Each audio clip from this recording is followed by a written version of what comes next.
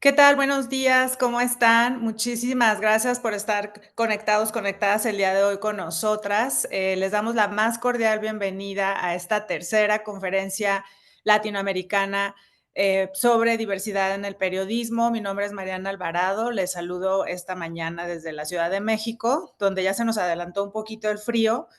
Y pues muy contenta de estar aquí con ustedes por tercer año. Podemos realizar esta conferencia que busca impulsar el aumento de la cobertura en temas de diversidad en el periodismo en Latinoamérica, y también con esto pues buscamos incrementar la inclusión y la diversidad en nuestras coberturas, y sobre todo pues tomar en cuenta más estos temas de todos nuestros diferentes grupos que históricamente han sido invisibilizados. Es muy importante para nosotros impulsar esto.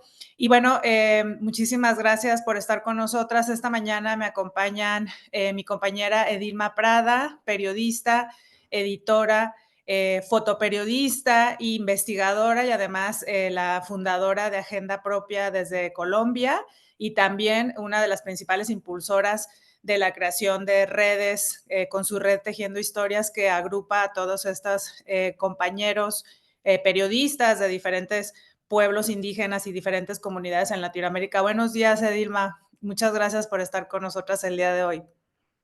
Mariana, a ti un saludo muy especial desde la Amazonía colombiana, abrazar a todas las personas que se están conectando a la tercera conferencia latinoamericana sobre diversidad en el periodismo. Como lo ha dicho Mariana, hemos hecho un esfuerzo de co-creación justamente para que en esta conferencia se incluyeran más voces y poder tener más elementos y herramientas para cubrir historias, dándole mayor participación, por ejemplo, a voces de comunidades indígenas, a colegas, narradores de distintos territorios, pero también temas que nos están tocando la fibra y las realidades en los territorios, por ejemplo, temas de discriminación, cómo cubrir temas de tierra, cómo cubrir la niñez, la infancia, también dándole más voz a los niños y a las niñas indígenas, pero también de comunidades afrocampesinas.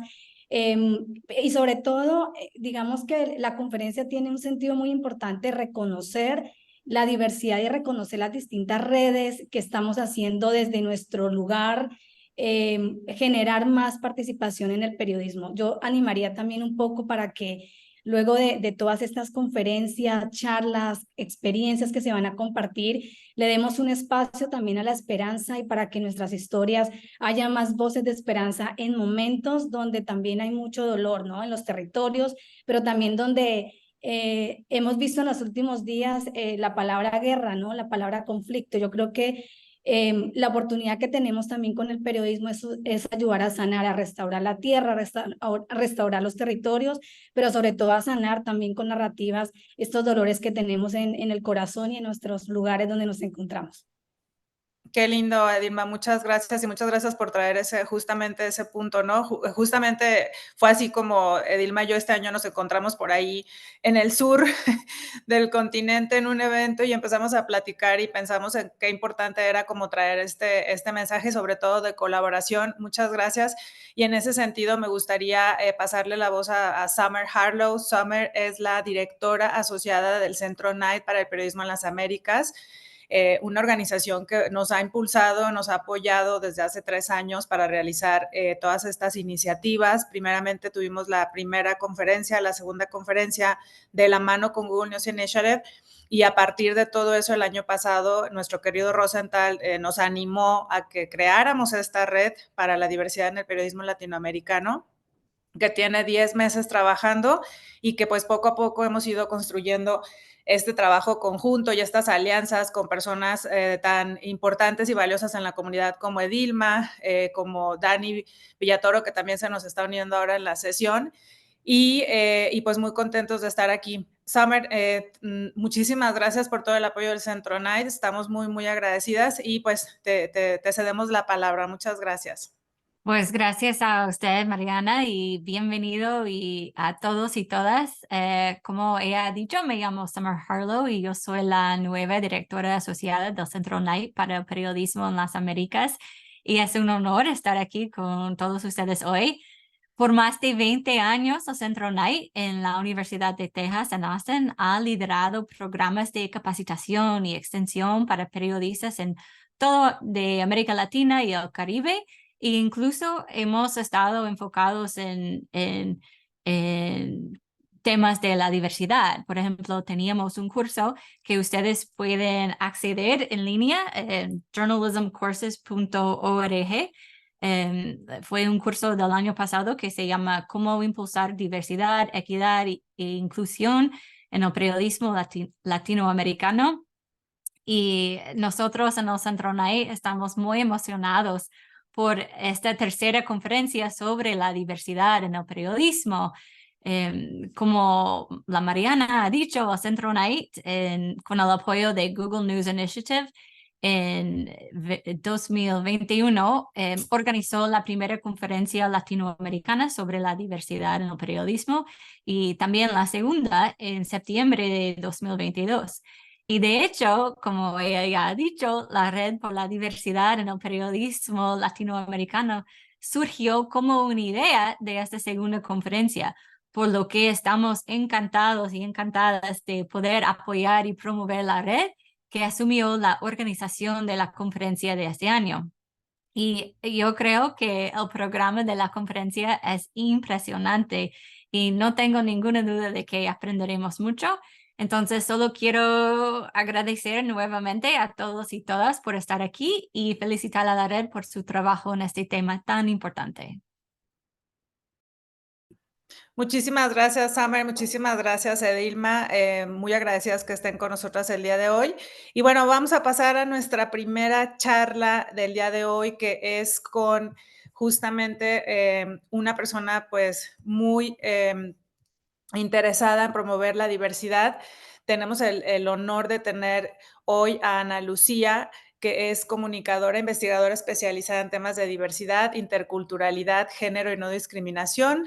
Es docente de la Universidad Peruana de Ciencias Aplicadas, licenciada en Ciencias de la Comunicación de la Universidad de San Martín de Porres, máster en Estudios de Latinoamérica y el Caribe, máster en Artes Liberales por la Universidad del Sur de Florida y cursó el certificado de estudios afroamericanos del Instituto de Investigaciones Afro-Latinoamericanas en el Centro Hutchins de la Universidad de Harvard.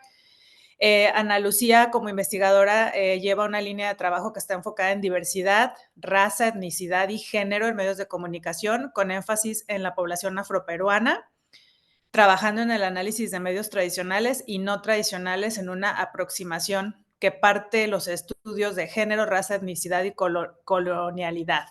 Su trabajo es publicado, lo pueden seguir tanto en Perú, Panamá, España y Estados Unidos, y estamos muy honrados de que estés con nosotros hoy, Ana Lucía. Te vamos a dejar para que ella nos ha preparado hoy justamente este tema que tiene que ver con periodismo de diversidad y resistencia en Latinoamérica, precisamente por las razones que ya Edilma comentaba anteriormente. Muchas gracias, Ana Lucía, y pues encantadas de escucharte. Muchas gracias, Mariana. Dejo de compartir para que tú puedas compartir. Gracias. Muchas gracias, Summer, Edilma, Mariana. Realmente estoy muy contenta, muy emocionada de poder estar en este espacio. Cuando recibí la invitación fue muy grato para mí poder ser parte y compartir con ustedes algunas reflexiones que espero puedan ayudar a avanzar la conversación en estos días con presentaciones muy interesantes y muy valiosas, que como les había mencionado también son necesarias, sobre todo teniendo en cuenta en el contexto en el que estamos.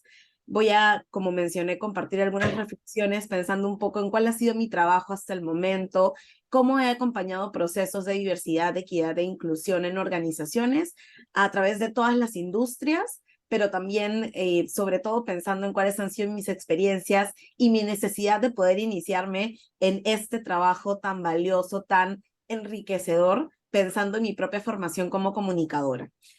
Cuando yo empecé a repensar o plantearme, optar por trabajar en temas de diversidad en comunicación, lo hice básicamente teniendo en cuenta mi identidad como una mujer afroperuana, pero también viendo este vacío que existe en los procesos formativos de los comunicadores a través de su experiencia o su formación primaria, universitaria, y también entender que en todas las disciplinas que se desprenden de la comunicación es necesario tener esta aproximación, este enfoque que esté basado en la diversidad, pero también entendiendo que los medios de comunicación tienen una responsabilidad muy importante para poder comunicar de manera ética, de manera responsable, y que esta responsabilidad de la que normalmente no se discute también tiene que ver con temas relacionados a la diversidad.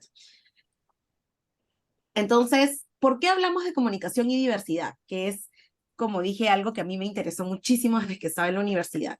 Creo que es importante entender que el periodismo y la comunicación enfocados en diversidad tienen que ser aspectos primordiales para mantener una democracia. Los medios de comunicación como eje central en el entendimiento de las democracias en nuestras naciones también están relacionados al ejercicio pleno de derechos sin discriminación de las personas. Y por eso es súper valioso y necesario que este abordaje desde las diversidades nos ayude a construir una nueva ciudadanía más alerta, pero también mucho más consciente de la importancia que tenemos para promover la no discriminación y la igualdad en el ejercicio de los derechos. Cuando hablamos de diversidad, hablamos de muchísimas comunidades, y creo que también es necesario poder descentrar las conversaciones de diversidad que por mucho tiempo, sobre todo en los últimos años, se han relacionado a los temas de género, que son importantes, que son primordiales, que tienen que ser sostenidas a partir del entendimiento de género, pero que tienen que ser acompañadas también de una mirada un poco más integral, un poco más 360, como me gusta a mí decirlo, que aborde otros tipos de diversidades y también la intersección entre ambas. Entonces, pensamos en la diversidad también, entendiendo que hay que reconocer la participación de las personas indígenas, las comunidades afrodescendientes, las personas adultas mayores, jóvenes, niños, niñas y adolescentes, las personas con discapacidad, las personas que pertenecen a la comunidad LGTBIQ+, las personas migrantes, sobre todo entendiendo el movimiento migrante que hemos tenido en los últimos años en la región, y muchas más, ¿no? Y sobre todo me enfoco en entender y reconocer a todas estas personas para además devolver la humanidad que muchas veces es quitada por consecuencia de los discursos de odio que desafortunadamente hemos visto que se vienen diseminando en nuestra región. ¿Cuál es el rol de los medios en un contexto polarizante? Es importante que tengamos en cuenta y que recordemos que comunicar desde la diversidad nos ayuda a reconocer la diversidad. Entonces, comunicamos desde la diversidad para el reconocimiento de la diversidad.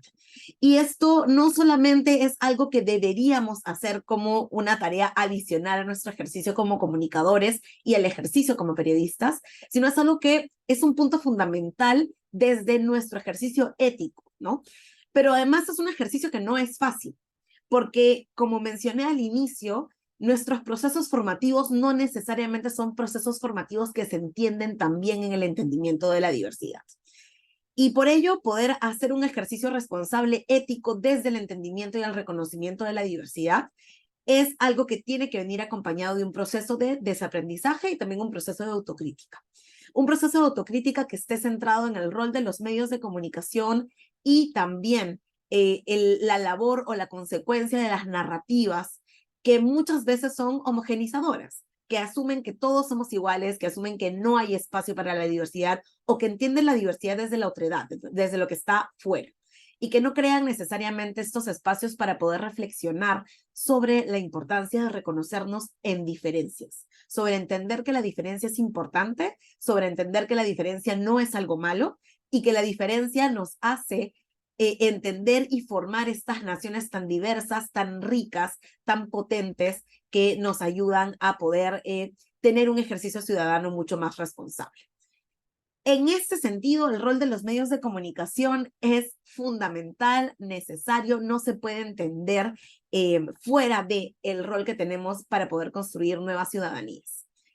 Es importante que entendamos que los medios de comunicación no solamente son un ente informativo, que nuestro rol como periodismo o como periodistas no solamente tiene que ver en relación a la información que difundimos, sino que además los medios de comunicación nos ayudan a construir narrativas, nos ayudan a construir imaginarios que luego son reproducidos en la sociedad.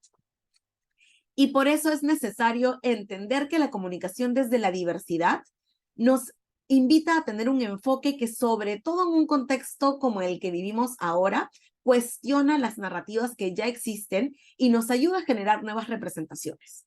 Nuevas representaciones que, como mencioné, nos inviten a devolverle la humanidad y la dignidad a comunidades que han sido históricamente marginalizadas. Cuando hablaba de cuáles son los grupos que tenemos que tener en cuenta cuando pensamos en la diversidad, me invitaba también a ustedes a repensar, en principio, esta necesidad de colocar a la persona como el centro, a reconocer que la humanidad es algo que siempre tiene que estar presente en las narrativas que se construyen desde el periodismo. ¿Qué cosas necesitamos diversificar? Muchas veces asumimos que solamente tenemos que diversificar nuestra práctica, pero tenemos que diversificar muchas más cosas. Tenemos que diversificar la manera en la que construimos narrativas, tenemos que diversificar y seguir impulsando iniciativas que diversifiquen las salas de redacción, tenemos que diversificar el uso de imágenes y también los espacios de diálogo que se generan o que generan nuestra cobertura noticiosa o que generan la cobertura noticiosa desde el periodismo. Este trabajo de poder diversificar va mucho más allá de solamente diversificar la manera en la que hacemos cobertura noticiosa y pensar también en cómo están compuestos los equipos de comunicación o de periodismo que están trabajando para plantear estas nuevas narrativas. Yo quiero hacer mucho énfasis en la construcción y en la posibilidad que tenemos de poder construir nuevas narrativas y construir nuevos imaginarios. Estos nuevos imaginarios, estas nuevas narrativas tienen que romper y contrarrestar el impacto negativo que por muchos años han tenido los medios de comunicación en relación a los discursos de odio, a la justificación de la discriminación y también a la reproducción de estereotipos. Y por eso mencionaba al inicio que es necesario que hagamos una autocrítica y que reconozcamos cuál es la responsabilidad que por mucho tiempo se ha tenido desde los medios de comunicación. Es necesario, además, que nos hagamos un análisis desde esta pregunta, que es cómo trabajar desde el abordaje periodístico del reconocimiento de las identidades desde una perspectiva de diversidad. Como mencioné, necesitamos, lo primero y lo más urgente que necesitamos hacer es diversificar nuestras redacciones. Preguntarnos no solamente si tenemos una participación equitativa de hombres y mujeres, que digamos es la primera aproximación o el primer abordaje que tenemos cuando pensamos en diversidad, sino también cuántas personas de otras comunidades están siendo parte de nuestras redacciones. Cuántas personas migrantes están en nuestras redacciones. Cuántas personas de la comunidad LGTBIQ+ están en nuestras redacciones. E inclusive tener una mirada que plantee desde el enfoque interseccional cuántas identidades están confluyendo dentro de las personas que tenemos dentro de nuestras redacciones. Por eso, creo que es importante que volvamos a una pregunta que para mí es vital. ¿Dónde están las voces de las diversidades en el periodismo? Porque es necesario no solamente pensar que las diversidades tienen que estar en las personas que forman parte de la noticia, entender a la diversidad como algo que abordamos en la noticia, pero también desde las noticias y del planteamiento de la noticia. Para mí es súper valioso y necesario, además, entender y recordar que el trabajo del periodismo es un trabajo transformador. Tenemos la posibilidad desde el periodismo y desde los medios de comunicación pensar y entender cómo construimos, cómo planteamos, cómo abordamos, pero también cómo devolvemos a la sociedad estos imaginarios y cómo rompemos además con esta línea horizontal de la homogenización y por el otro lado la otredad para poder entender también la diversidad y romper con esta binaria de los otros y nosotros. Y por eso creo que 3 enfoques que no se tienen que perder de vista en la práctica del periodismo y la práctica de la comunicación en general son los enfoques intercultural, el enfoque interseccional y el enfoque de género, que están enmarcados en este gran paraguas del enfoque de derechos humanos. Cuando hablamos de periodismo y de la comunicación con el enfoque de derechos humanos, es importante que recordemos que estos 3 enfoques están interconectados y tienen que estar presentes de forma indispensable para reconocer la práctica del periodismo y la práctica de la comunicación. Sin embargo, también quiero decir que este trabajo no es un trabajo que le corresponde únicamente a las personas que forman parte de las diversidades.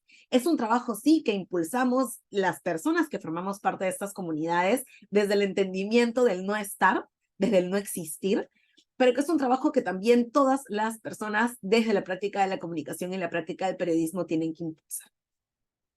Es necesario, como mencioné, sobre todo en el contexto tan adverso en el que estamos ahora, en el que nuestras democracias están en peligro, en el que los medios de comunicación tienen un rol en la manera en la que devuelven o transmiten la información, que repensemos este rol como algo que ya no puede ser un adicional a la práctica que tenemos, ¿sí? Estamos en un contexto muy preocupante en el que tenemos, en principio, altos niveles de desinformación.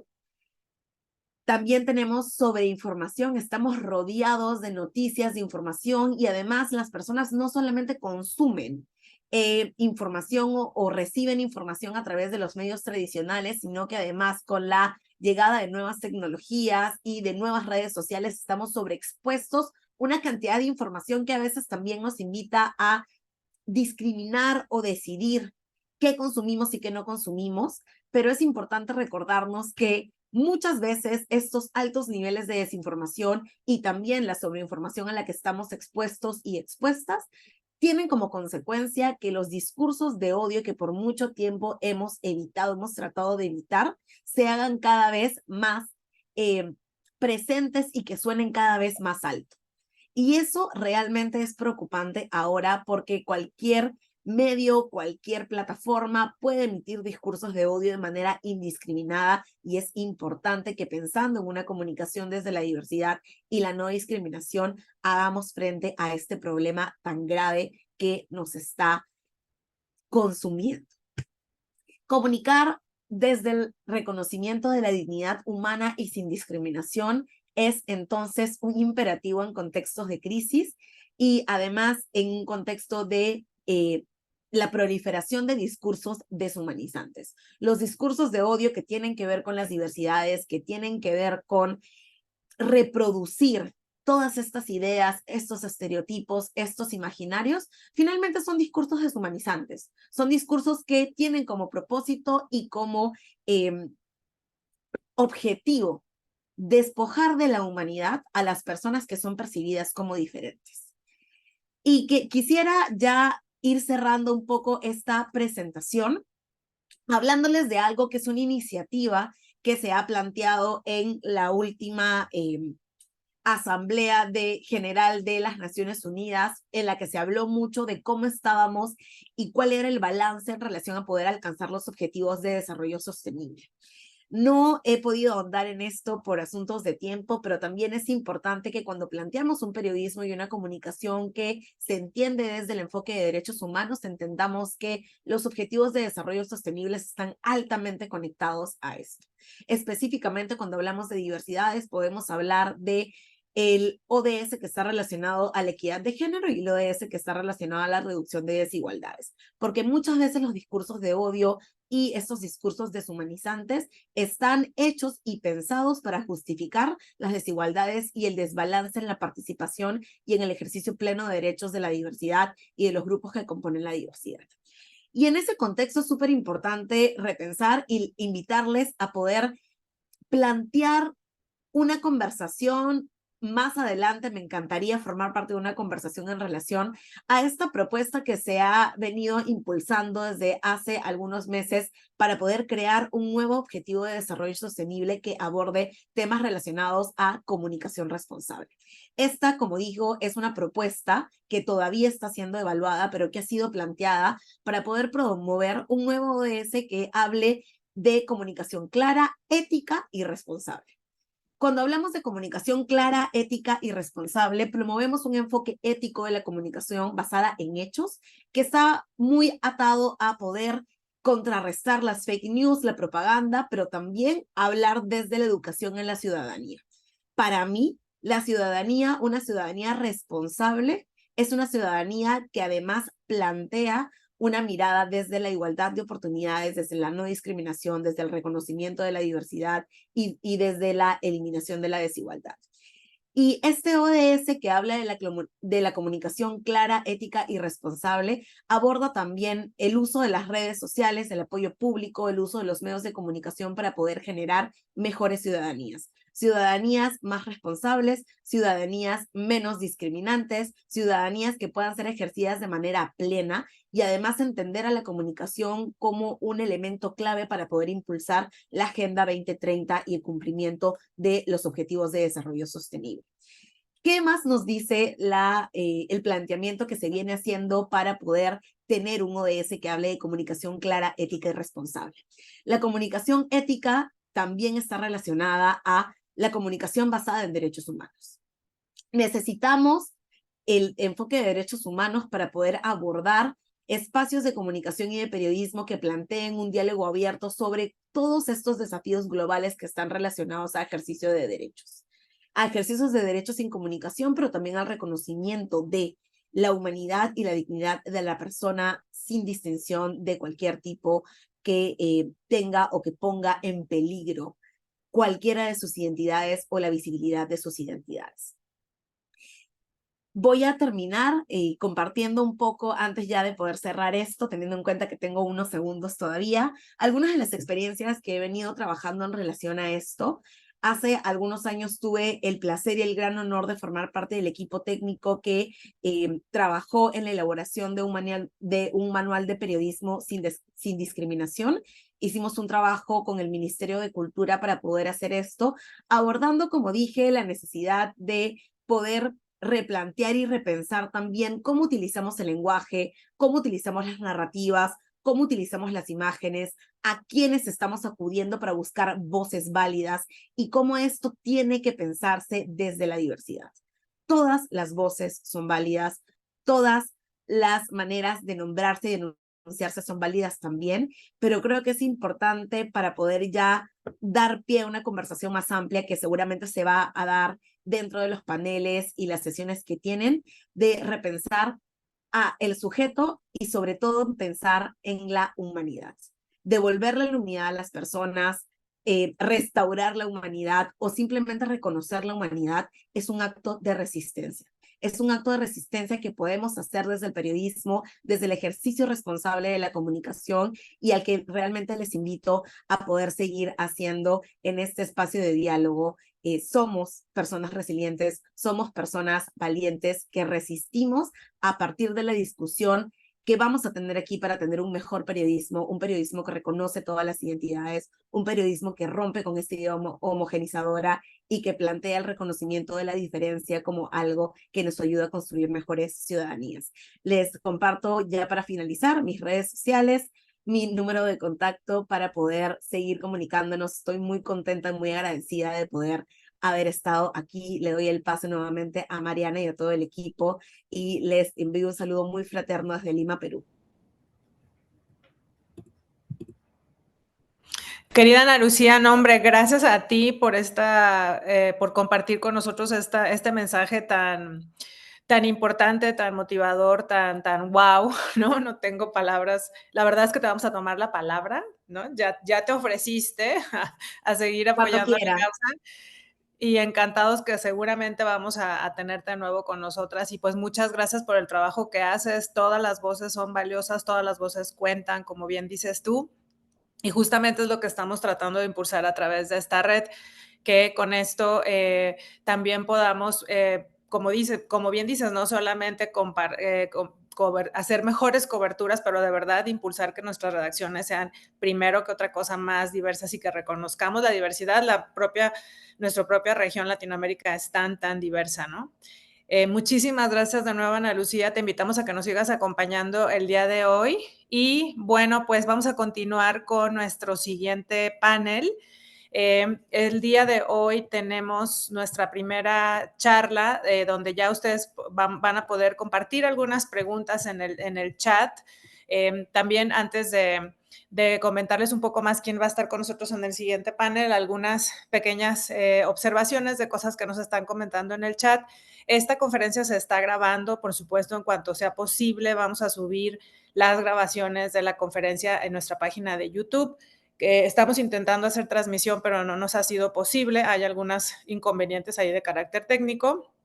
Pero les agradecemos mucho también si nos pueden apoyar con un post o un ex-tweet en X, @redipelatam, donde pues estamos de ahí recordándole a la gente que estamos conectadas el día de hoy con 3 paneles que están espectaculares y recordarles también que a partir de estos próximos paneles vamos a poder hacer preguntas en el chat de aquí de Zoom, quienes están conectados en Zoom. Nada más pedirles, por favor, que seamos respetuosos. Este es un espacio seguro. La Red para la Diversidad en el Periodismo Latinoamericano ha buscado que este sea un espacio seguro de discusión y de compartir sobre todos estos temas. Y bueno, sin más preámbulo, les quiero presentar a nuestro siguiente panel.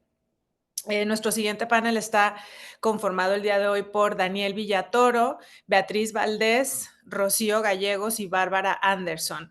Y estamos muy contentas de tenerles el día de hoy. Me voy a permitir presentar a Daniel Villatoro, que es quien nos va a hacer el honor de moderar esta mesa. Daniel Villatoro él es un periodista que en este momento de Guatemala, que en este momento está realizando sus estudios de maestría en innovación y periodismo en Europa.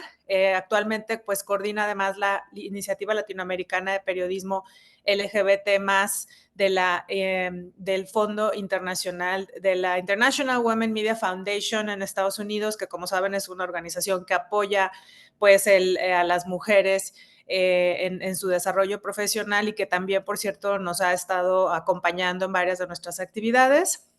Daniel escribe sobre Centroamérica. Él, como reconocimiento a su trabajo, fue Fellow de Derechos Humanos por la Universidad de Columbia y ganó el premio, el año pasado, Daniel ganó el premio a Trayectoria Periodista del Año del Foro Global de Juventud. Sus áreas de trabajo son la narrativa, los datos abiertos, la innovación social, además de la discriminación basada en orientación sexual. Daniel tiene un libro que se llama El registro de la violencia contra las personas LGBTI, que ganó la convocatoria de la Iniciativa Latinoamericana de Datos Abiertos para Nuevas Voces. Muchísimas gracias, Daniel, por acompañarnos el día de hoy. Te damos la más cordial bienvenida. Para Daniel ya es casi de noche, ¿no? En las Sí, Europas. todo bien. Pues muy contento de estar acá y sobre todo de contar con tan buena compañía. Gracias, Mariana, por el espacio. Y bueno, yo creo que con algunas personas nos hemos visto en otros espacios y qué bueno que le apuesten hoy a estar aquí en la conversación sobre diversidad. Y contarles también que el enfoque de esta conferencia es la transversalidad, ¿no? Digamos, en otras ocasiones la conferencia como que ha tratado de especificarse en ciertas áreas, pero lo que tratamos de hacer en esta edición es transversalizar las conversaciones. Y entonces hoy vamos a dedicarnos un poco a hablar sobre los desafíos en América Latina. Y para eso quiero presentar a quienes me acompañan. Primero, Beatriz Valdés, ¿cómo estás? Eh, bienvenida. Hola Es Daniel, gracias. una Muy periodista feliz de estar colombiana aquí.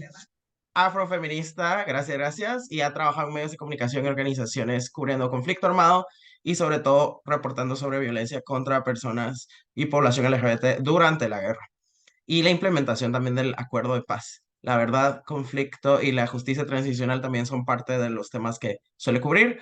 En el 2022 ganó el Premio Global Mujeres, Paz y Seguridad y en el 2023 el Premio Gabo, categoría texto. En ambas ocasiones con historias que juntan y nos hablan de la exigencia de la justicia de las mujeres colombianas. Actualmente es periodista en Mutante. Gracias por acompañarnos hoy. Yo creo que para darle un poco de dinamismo, vamos a empezar. No sé si estás lista, pero tal vez te damos el tiempo a ti y luego voy presentando a Rocío y Bárbara que también están con nosotros. Vale, está perfecto. Muchas gracias Daniel, muchas gracias a todas, a Mariana, a mis compañeras de este panel y a las personas que se están conectando y que están aquí escuchando. Me parece un espacio supremamente valioso. Em, Como les contó Daniel, pues mi trabajo se ha enfocado sobre todo en el cubrimiento de justicia, conflicto armado, y en este caso en Colombia, pues estamos en un proceso de justicia transicional también, y pues digamos, gran parte de mi trabajo ha sido eso. Hoy les quiero hablar sobre un tema en específico. No sé si tengo la opción de compartir pantalla por aquí. Sí, un segundo, sí puedes compartir. Adelante, Beatriz. Gracias.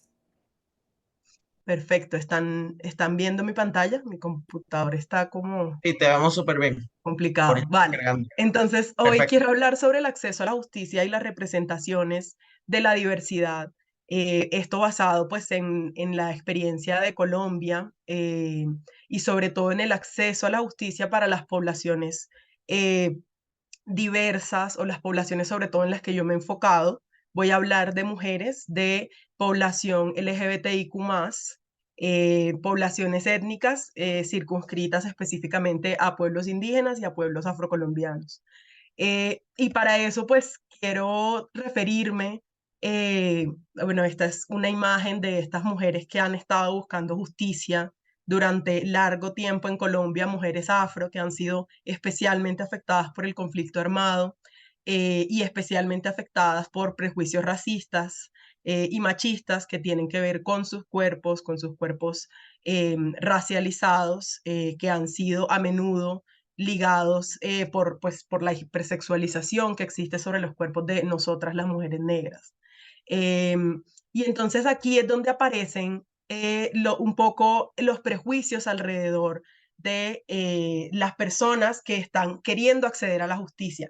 ¿De quiénes son estas personas de las que estamos hablando? En este caso, pues yo estoy hablando de mujeres, personas LGBTIQ+, de población afro e indígena. Y hay unos prejuicios que están muy arraigados desde la sociedad colombiana, que yo veo muy claramente, sobre todo en el cubrimiento de justicia, y es que las mujeres son únicamente víctimas. Las personas LGBTIQ+ son vistas como una población indeseable sobre la que ha recaído durante el conflicto armado gran parte de la violencia de los actores por considerarlos un mal ejemplo para la sociedad. Y eso ha causado que tengan una mayor repercusión de la violencia sobre sus cuerpos con crímenes supremamente atroces. La población afro está ligada a ser una población que no tiene nada que aportar, desde la que no se produce conocimiento, y la población indígena ha tenido desde los medios de comunicación, pero también desde las autoridades y en general desde la sociedad, la han relacionado con grupos armados ilegales, cosa pues que es falsa, y que también parte de un prejuicio que tiene que ver con dónde se ha desarrollado la guerra. Ahí donde nos vemos los periodistas, que es a lo que yo me quiero como enfocar hoy, porque creo que hay un montón de periodistas que están acá escuchándonos, y es, todos tenemos prejuicios, y con reconocer los prejuicios, pues no nos hacemos malos, pero por lo menos sí nos hacen dar un pasito más allá para empezar a desmontarlos. Entonces, ¿por qué tenemos que reconocer los prejuicios? Porque el prejuicio termina justificando la violencia, el exterminio o el castigo, que es lo que ha sucedido en Colombia. En nombre de los prejuicios que existen contra estas poblaciones que he mencionado, se ha justificado la violencia que han sufrido. Se les dice algo tuvo que haber hecho, o bueno, pero también es que ellos hacen, no, una cosa y la otra, y eso termina justificando la violencia contra las víctimas que dejan de ser reconocidas como víctimas, sobre todo por la opinión pública. Pero además impide que podamos comprender ampliamente el tema, ¿no? Que podamos comprender cuáles son los problemas que atraviesan un mismo problema. En este caso, por ejemplo, tengo en la cabeza la violencia que se comete sobre todo en territorios étnicos en Colombia, sobre todo en la población rural, pero también la población étnica, es decir, indígena, sobre todo, y afro, han tenido que sufrir el conflicto armado en sus territorios colectivos, en sus territorios titulados por el Estado, y esto ha logrado o ha causado más bien que se desplacen, que pierdan tradiciones, que pierdan toda esta cantidad de cosas que al final los hacen ser quienes son. Y si los periodistas no somos capaces de desmontar el prejuicio, no vamos a lograr comprender ampliamente el tema, ¿no? Como comprender ampliamente de dónde viene la raíz de ese conflicto, por qué se desarrolla ahí, por qué las personas reaccionaron de una o determinada forma frente, por ejemplo, a la ocupación del actor armado en el territorio. pero además también dificulta que una se pueda identificar con las historias que tiene al frente, que son al final las personas que tiene al frente, las historias de esa persona. Entonces es complejo, termina siendo, por supuesto, como complejo generar un ejercicio periodístico en el que uno no es capaz de reconocer que tiene cosas en común con la persona que tiene al frente. Y creo que eso ha sido un determinante en la manera en la que los medios de comunicación hemos cubierto el acceso o la búsqueda de justicia y la victimización de estas poblaciones. Creo que pues eso es clave, pero pues además, pues creo que acá voy a ser muy breve, pero creo que es necesario que entonces nos miremos en verdad y después de hacer este ejercicio consciente, que no es corto, de desmontar el prejuicio, nos demos cuenta de ciertas cosas, ¿no? Acá quiero referirme como a estos 3 puntos. Las mujeres son más que víctimas. En el conflicto armado colombiano, las mujeres, si bien han tenido una victimización particular basada en prejuicios machistas, en prejuicios racistas, en prejuicios también de clase, sobre todo a las mujeres más pobres, a las mujeres campesinas también, son las mujeres quienes han hecho grandes esfuerzos en Colombia por la paz. Se han sentado a negociar, le han arrebatado sus hijos a los actores armados, han propiciado procesos comunitarios que han permitido a otras mujeres recuperarse también de las consecuencias del conflicto. Y creo que es importante que como periodistas nos demos cuenta de todo eso que las mujeres hemos sido capaces de hacer. Acá voy a ser autorreferencial, pero en el texto con el que gané el premio Gabo, una de las partes, creo yo que es más valiosa del texto, es que las mujeres tienen sus propias propuestas de reparación. Por supuesto, las tiene que hacer el Estado tiene que dar la plata, pero ellas no están sentadas esperando que lleguen y les den una plata para ellas. Ellas dicen, lo que nosotras sentimos es esto, lo que nosotras hemos estudiado es esto, y lo que nosotras queremos es, por ejemplo, un hospital en el que se atienda a las víctimas de violencia sexual. O lo que queremos es una estrategia que tenga en cuenta las tradiciones de la población afro para lograr sanarse espiritualmente después de haber vivido, por ejemplo, violencia sexual o desplazamiento forzado. Entonces creo que es clave que nos preguntemos más allá, ¿no? Como qué podemos aportar o qué puede aportar esta población también a la comprensión de su propia situación. La población LGBTI sufrió el conflicto armado. Esto no lo podemos olvidar y aquí en Colombia creo que es un momento clave para que todos los y las periodistas estemos mirando hacia allá, porque la Jurisdicción Especial para la Paz, que es esta institución encargada de hacer justicia ahora tras la firma del Acuerdo de Paz de 2016, ha abierto por fin un caso para investigar la violencia que sufrieron las mujeres y las personas LGBTIQ+. Esto significa que la JEP va a empezar a mirar también la violencia por prejuicio, que es un término que también las organizaciones de derechos humanos en defensa de la población LGBTIQ+, han posicionado en Colombia, y es cómo todos estos prejuicios a los que nos hemos referido han justificado, posibilitado la violencia, pero además han logrado que haya un manto de silencio en las poblaciones que vieron también, ¿no?, que eso estaba sucediendo. Y creo que es clave que también nos hagamos esa reflexión de es necesaria la justicia y los medios podemos tener un papel fundamental para extender este mensaje y desmontar los prejuicios que persisten en la sociedad colombiana. Y creo que esto último, pues es como lo último que quisiera decir y es las poblaciones étnicas tienen, además de propuestas propias, tienen una forma de ver el mundo. Y en Colombia la sociedad mayoritaria, digamos la sociedad no étnica, le ha sido difícil comprenderlo y eso también ha terminado y ha desembocado en que se hagan afirmaciones y acusaciones frente a esta población por la forma en la que comprenden el mundo, por la forma en la que se relacionan entre sí o por la forma en la que viven incluso. Entonces, creo que es importante que también como periodistas entendamos la diversidad étnico-racial que tiene nuestro país y que creo que pues es Acabamos de escuchar a nuestra periodista afroperuana que acabó de pasar por aquí. Creo que es clave que nos pensemos no como en la diversidad también étnico-racial que tienen nuestros países y la forma en la que podemos apoyar la representación, pero no solo la representación, sino la comprensión de quiénes son las personas que tenemos al frente y quiénes son las personas a las que podemos ayudar de alguna forma desde la información, desde nuestro trabajo,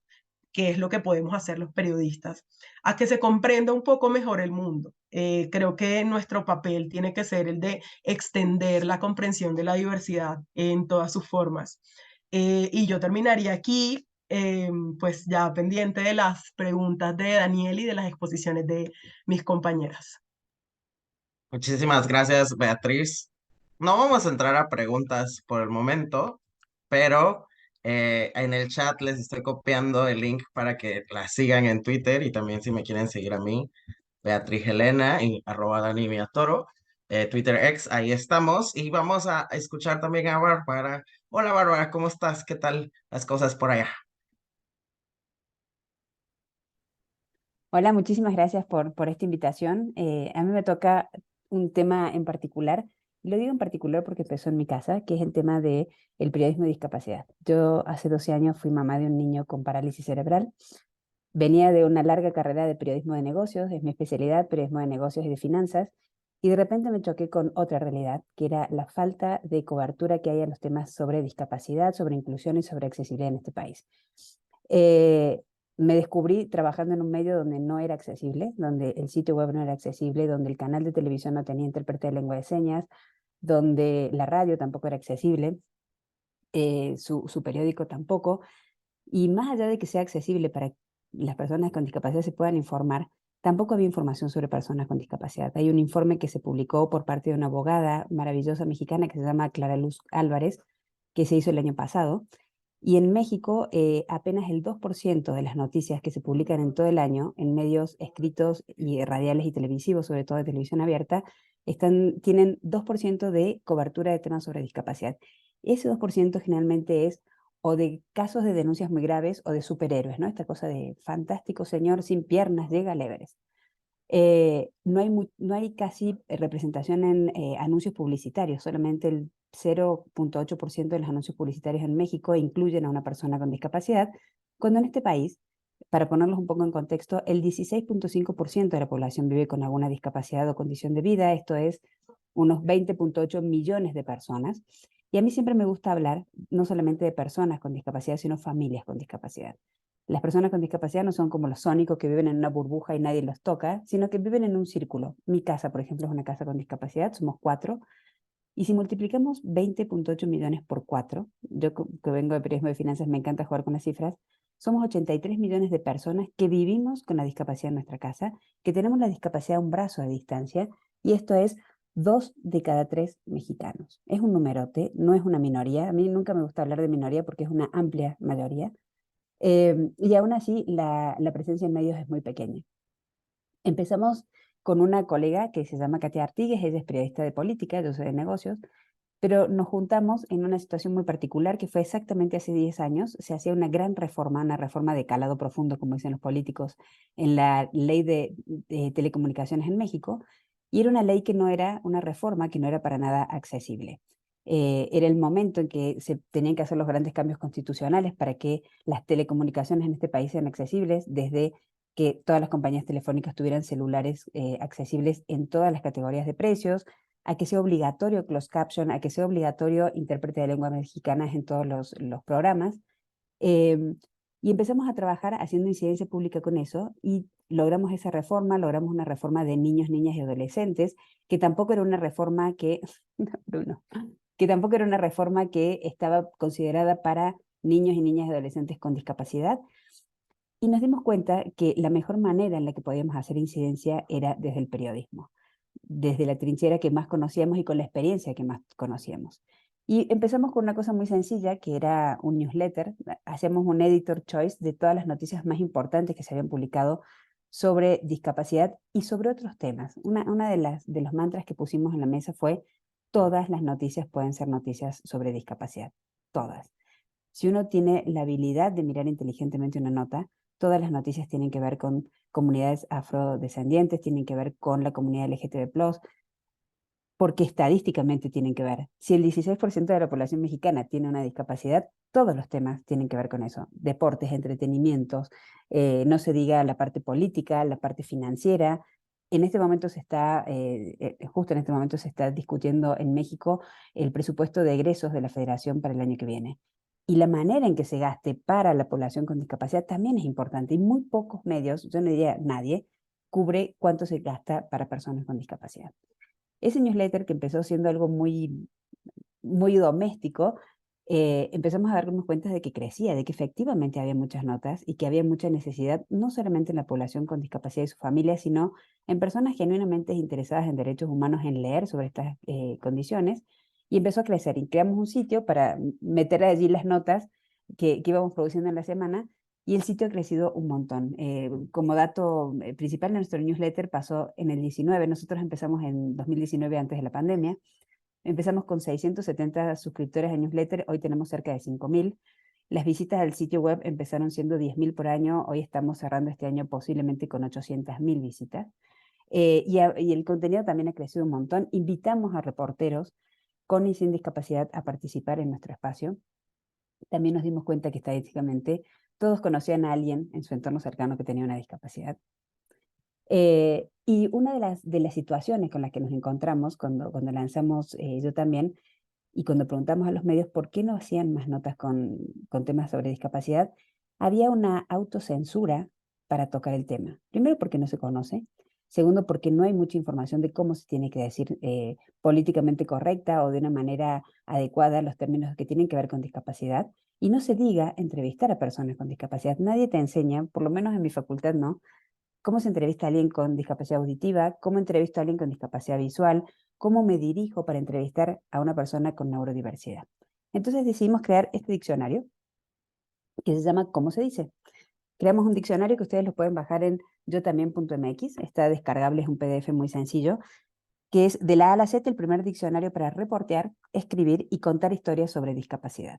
Hicimos un diccionario de cómo son los términos adecuados, hicimos un diccionario sobre cuáles son los términos no adecuados, hicimos el antidiccionario, hicimos una serie de recomendaciones de cómo volver tus textos accesibles, desde un tweet, de cómo poner alt y poder describir una imagen para que tu tweet sea accesible, cómo escribir notas para que sean accesibles a personas con neurodiversidad, cómo hacer tu sitio web o tu blog accesible. Y luego hicimos también todo un capítulo sobre cómo entrevistar a personas con distintas discapacidades, o sea, cómo me tengo que sentar frente a una persona con discapacidad visual para poder entrevistarla. Y luego hicimos un listado, como un botiquín de emergencias de dónde conseguir información. Uno de los temas que creo que compartimos con el resto del panel es que no hay datos de minorías, no hay datos sobre diversidad. En México hay una subproducción de información estadística. Tenemos que estar rascando y cruzando datos de distintos fondos, áreas, encuestas con el censo, que aparte los censos son cada 10 años y no se actualizan tan adecuadamente, y hasta los censos están mal preguntados. Entonces tenemos localizados lugares donde los periodistas pueden encontrar información y pueden replicar esto que para nosotros ya parece algo muy obvio en estos 4 años, que es todas las noticias pueden ser noticias sobre discapacidad. Creo que es muy importante pensarlo no solamente desde el punto de vista de que es importante y que es un derecho la comunicación y que es importante pensar en todos. Hay la Convención Internacional de los Derechos de las Personas con Discapacidad, no sé si lo sabían, pero es un invento mexicano.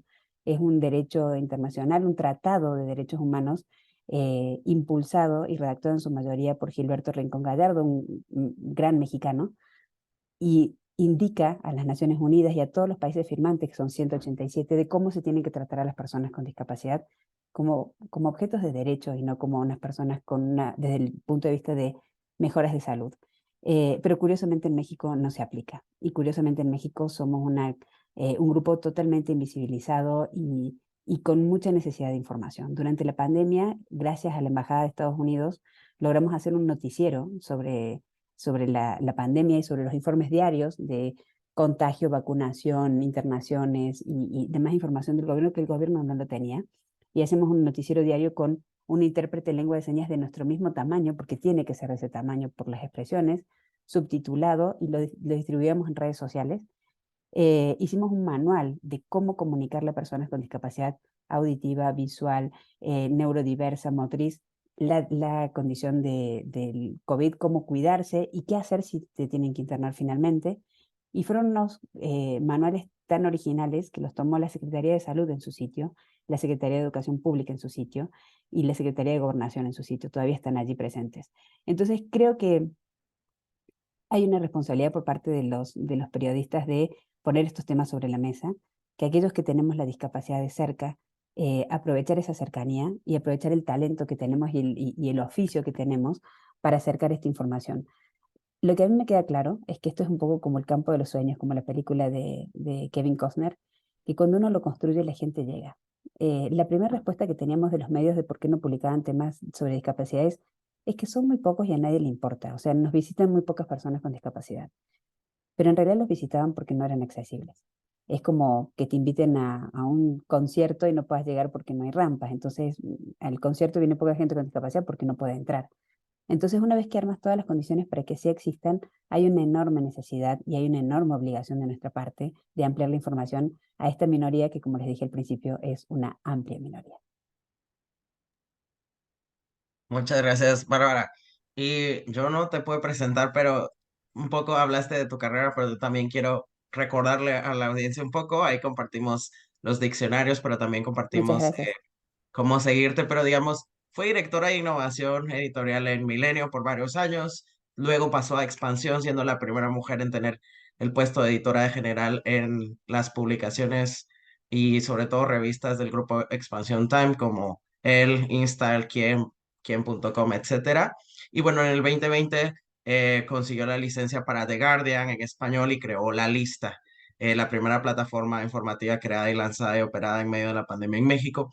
Y bueno, en filantropía también Bárbara ha trabajado con el patronato de la Asociación Pro Personas con Parálisis Cerebral. Ella nos contaba un poco acerca de la historia. Yo tuve la fantástica oportunidad de aprender también de las experiencias de yo también como estudio de caso de la innovación en emprendimientos de medios que quieran apostarle a través de diferentes espacios. Y es, como nos mencionaba, hay, al cambiar un poco la dinámica de la accesibilidad, también podemos ver los efectos que no solo llevan en un tema de discurso, estamos siendo inclusivos, sino también en acceso, audiencia y en realidad generar una empatía y una dinámica de audiencia muy particular.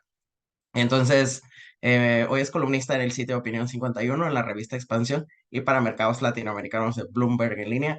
Muchas gracias por compartirnos un poquito de todo lo que haces, Bárbara. Y bueno, ahí nos quedamos en la conversación. Yo solo quiero decirles a Kenny, José, David, que han comentado que les estamos leyendo, gracias a las personas que han hecho comentarios por el chat. Vamos a, cuando esté el espacio para las preguntas, a dinamizar un poco más la conversación, pero entonces dejo el tiempo para escuchar a Rocío Gallegos. Hola Rocío, bienvenida, te voy a presentar. Rocío es una periodista basada en Ciudad de Juárez, en la frontera con Estados Unidos, cofundadora y es directora editorial de La Verdad, un sitio de periodismo de investigación, y bueno, también es parte de la red de periodistas de Juárez. Y ha trabajado como reportera, editora y coordinadora de información. Y bueno, digamos, al final de cuentas, también los periodos en los que ha trabajado en Ciudad de Juárez nos hablan sobre los homicidios de mujeres y la violencia de la guerra contra el narcotráfico, ¿verdad? También ocupó la dirección editorial del Diario de Juárez y recibió el Premio Internacional de Periodismo Knight 2011, el Premio María Mars Cabot en 2011, como parte del equipo del Diario de Juárez y el Sanger Award Press Freedom en 2012. Y bueno, digamos, hay muchas más cosas que podemos decir sobre Rocío, pero bueno, básicamente eh, Rocío nos va a comentar hoy un poco más sobre su trabajo. Bienvenida y gracias por acompañarnos. Es tu tiempo. Hola, me siento muy honrada de estar aquí con ustedes, gracias a la Red para la Diversidad en el Periodismo Latinoamericano. Y bueno, vengo a compartir un poco sobre los retos que tenemos de la cobertura migratoria desde la experiencia de Ciudad Juárez o en Ciudad Juárez. Y ustedes dirán, o sea, bueno, si Ciudad Juárez siempre ha sido una situación, un paso de migrantes, o sea, ¿qué nos podría compartir nuevo? Pues bueno, Les comento que la crisis humanitaria en Ciudad Juárez nos ha replanteado a nosotros como periodistas los desafíos de la cobertura a partir del 2018. ¿Qué nos obligó pues a este replanteamiento? Pues considerando que estamos en una ciudad tradicionalmente identificada como de tránsito de personas provenientes de otros países y que bueno, que es una ciudad donde el 30% de los habitantes no somos nacidos aquí. Entonces prácticamente estaríamos hablando de una ciudad de migrantes. Y bueno, a finales de 2018 se registra un fenómeno inédito para nosotros, porque hay un arribo masivo de personas. O sea, Ciudad Juárez siempre era una ciudad de paso de migrantes, pero cruzaban uno, dos, que estaban una noche y que se iban a Estados Unidos, cruzaban la frontera. Nosotros estamos, quizá muchos de ustedes no conozcan específicamente el contexto de lo que es Ciudad Juárez. Estamos prácticamente al cruzar un río de Estados Unidos. Y a finales de ese año empezó el arribo masivo de personas, empezaron a llegar para acampar en los puentes internacionales. Somos una comunidad con 6 cruces internacionales, 5 de ellos son puentes. Y eso fue un suceso nuevo, un suceso inédito que realmente a partir de ese momento nos cambió todo. Hubo concentraciones masivas de migrantes en la ciudad, de pronto se convirtió de un paso o de un punto de paso de migrantes a una sala de espera de Estados Unidos, precisamente por esa serie de políticas migratorias que se estuvieron viviendo a partir de Quédate en México, MPP, Título 42, Título 8, que lo hemos escuchado mucho en las noticias, y mucho de esta situación ocurre que ya hay una estancia semipermanente de la ciudad. Ya los migrantes no duraban una noche o 2 noches, duraban hasta 2 años en la ciudad. Y eso empezó a ocurrir en medio de una pandemia que obligó el cierre de la frontera de Estados Unidos con México y desgraciadamente este año, pues en medio de un dolor que desató una tragedia, un incendio en una estación migratoria donde murieron 40 personas extranjeras bajo la custodia de quien debía cuidarlos. Entonces, en ese contexto, donde desafortunadamente cada vez hay pues más discursos de odio desde instancias de gobierno, nos ha ayudado a replantearnos todo. O sea, toda esta dinámica nos puso en la necesidad de trabajar desde una perspectiva diferente, nos fue empujando a cambiar narrativas, porque en la prensa de nuestro país, en la prensa de nuestra ciudad, hay una narrativa de terror hacia el migrante, la mayoría de los medios. Entonces, empezar a trabajar con una perspectiva de inclusión diferente ha sido algo muy fuerte. Desde enfrentarnos a situaciones de violencia, de crimen organizado, porque este cruce masivo de migrantes empezó a convertir el escenario migratorio en algo de alto riesgo. En una cobertura migratoria jamás habíamos enfrentado amenazas, incluso de muerte, a quien está generando esta cobertura.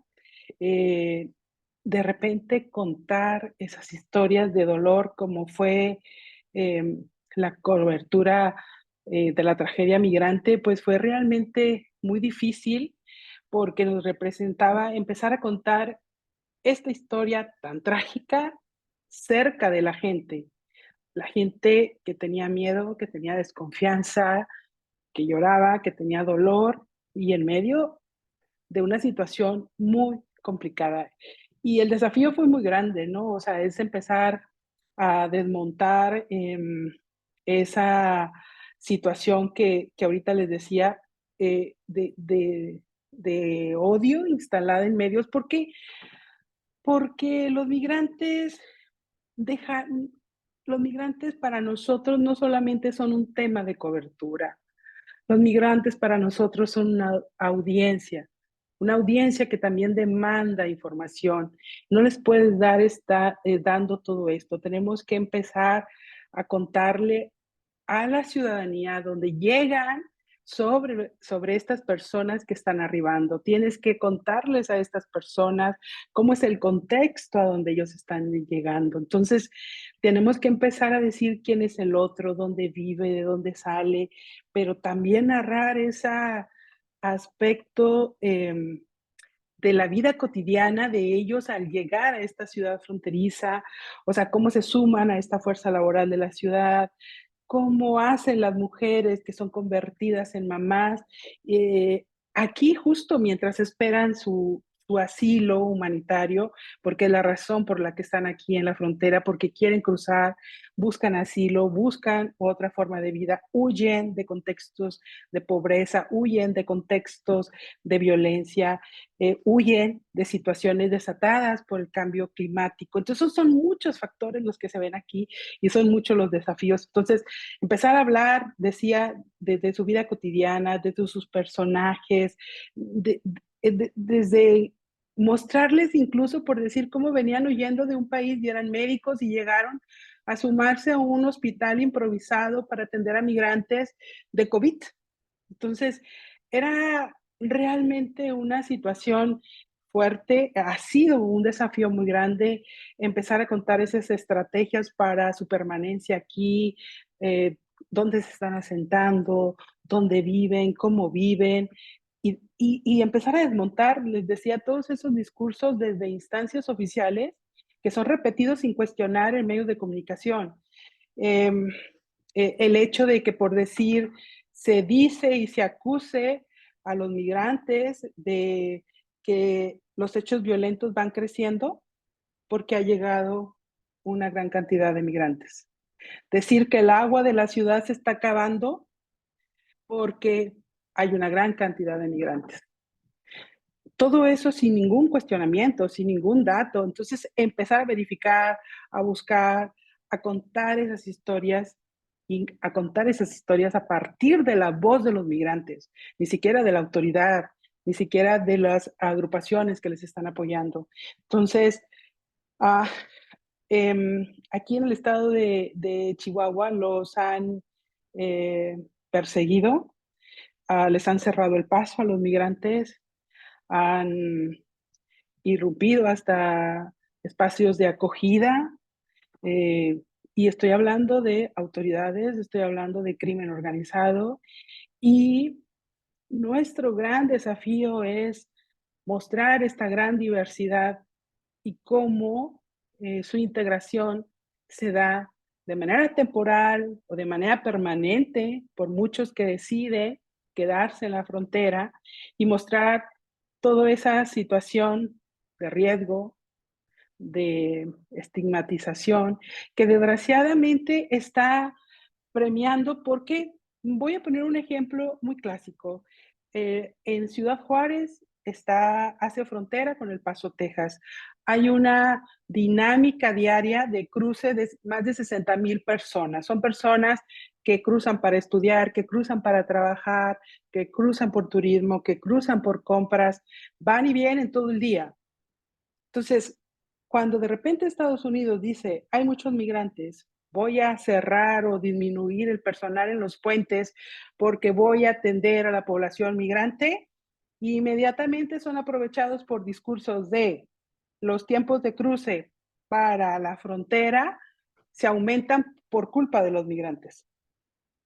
Se dice, hay un freno al tráfico comercial y lo único que se dice es, culpan a los migrantes están generando pérdidas millonarias porque hay una gran cantidad de cruces que se están dilatando en cruzar, pero están cruzando y ni siquiera es culpa de los migrantes. O sea, es ir más allá. Y realmente nosotros sí buscamos construir algo junto a esto. Es difícil porque también hemos visto cómo se ha transformado este desafío para nosotros como, como estar informando, estar en el territorio, acompañándolos y mostrar. Entonces hay una serie de funciones que como periodistas tenemos que hacer, nosotros tenemos que entender para poder explicar y ayudar a reflexionar a nuestra audiencia sobre la situación que vivíamos. Antes de que empezaran a llegar de manera masiva los migrantes a Ciudad Juárez, recuerdo yo que en ese inicio hubo un intento de un grupo de personas que no llegaron ni a 15, que convocaban a una reunión para impedir que los gobiernos ayudaran a los extranjeros que llegaban. Así decían. No, no hubo respuesta. Ahora estoy seguro que si se hace esa convocatoria, habría al menos una plaza llena. Y esto es desafortunado. Y esto nos representa el desafío que tenemos como periodistas de poder mostrar esa diversidad, de poder mostrar esa integración, de poder mostrar cómo desde instancias públicas se están violentando los derechos y cómo desde instancias públicas no se cuida a quien se tiene que cuidar. Y eso lo vimos en el incendio, donde 40 personas extranjeras, en su mayoría de Guatemala, de Honduras, de Venezuela, murieron. Entonces, el desafío que tenemos es muy grande, y muy grande porque estamos luchando contra estos discursos oficiales que no son cuestionados, porque hay un control informativo muy fuerte en los medios de comunicación y porque hay un riesgo. Ya también el crimen organizado está detrás de una situación que eleva el riesgo no solamente para los migrantes, también para los defensores y también para los periodistas. Y bueno, yo comparto hasta aquí, sé que a lo mejor hay algunas preguntas y podemos extendernos y abundar en alguna inquietud en ese espacio de reflexiones comunes. Perfecto, Rocío, muchas gracias por compartirnos de esta experiencia y también por llevarnos a reflexionar. Y creo que, digamos, quiero hacer solo una pequeña conexión con lo que hablaba Ana Lucía al principio, ¿verdad? Creo que ustedes tres son un ejemplo de como de esa necesidad de diversificar que veíamos, ¿verdad? Por ejemplo, diversificar la oferta informativa, como lo ha hecho Bárbara, al generar una comunidad mucho más específica, ¿no? O digamos, también diversificar las voces, ¿no? Nos hablaba un poco eso Beatriz, pero también digamos en pensar en no solo como tema, sino como audiencia, ¿no? Y un poco como lo que nos hablaba Rocío, ¿verdad? Entonces quería unir ese hilo, pero también pensar que en los contextos actuales de Latinoamérica son bastante retadores, ¿no? Y por eso queríamos tener esta mesa para el análisis. Voy a hacer preguntas y aunque algunas personas han hecho preguntas específicas, yo les voy a tratar como de quitar los temas un poco en ese afán de transversalizar.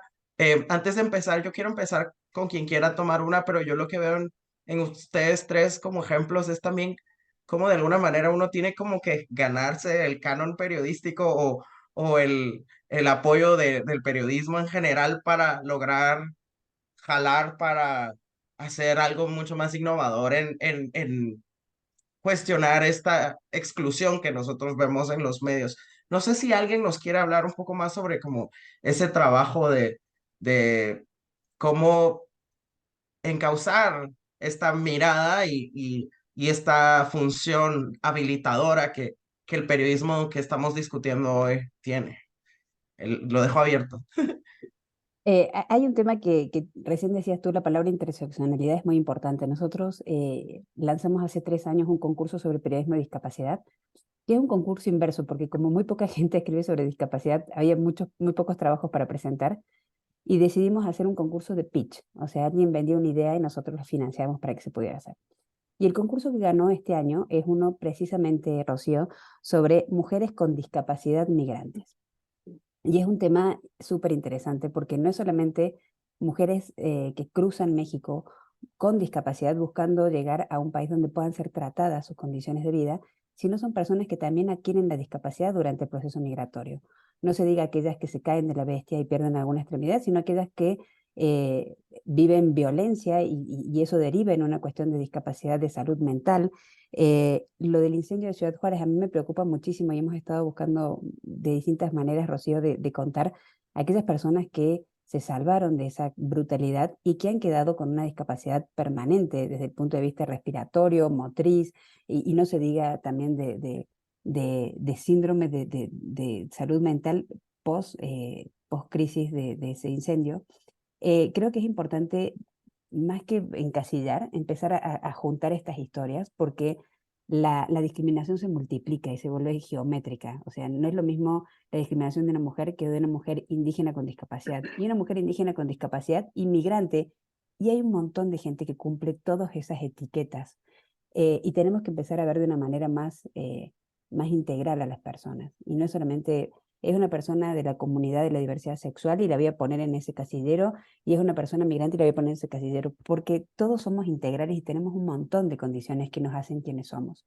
Entonces sería fantástico, me parece, empezar a vincular y aprovechar toda la curva de sufrimiento y de aprendizaje que han tenido otras comunidades y empezar a trabajar en conjunto, porque hay muchísimos puntos de conexión, muchísimos puntos comunes que nos permitirían sin duda hacer esto mucho más amplio, mucho más diverso, pero desde el punto de vista del interés y de la importancia de hacer la cobertura.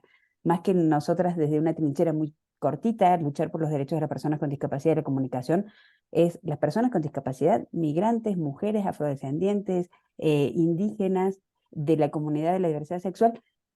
Hay personas que cumplen con todas estas características, y creo que sería mucho más enriquecedor tener información de todos los flancos.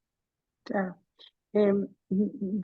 Desgraciadamente hay sobrevivientes con secuelas muy Lesiones. fuertes. Hay 2 migrantes que están totalmente con una discapacidad muy fuerte, incluso para poder comunicarse.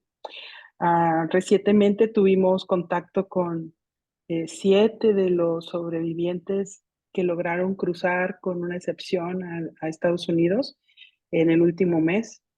La mayoría de ellos lleva daños que no se ven, es decir, en el interior de su cuerpo, pero hay otros que llevan amputación de mano, que llevan quemaduras o la huella de las quemaduras en su cuerpo demasiado profundas.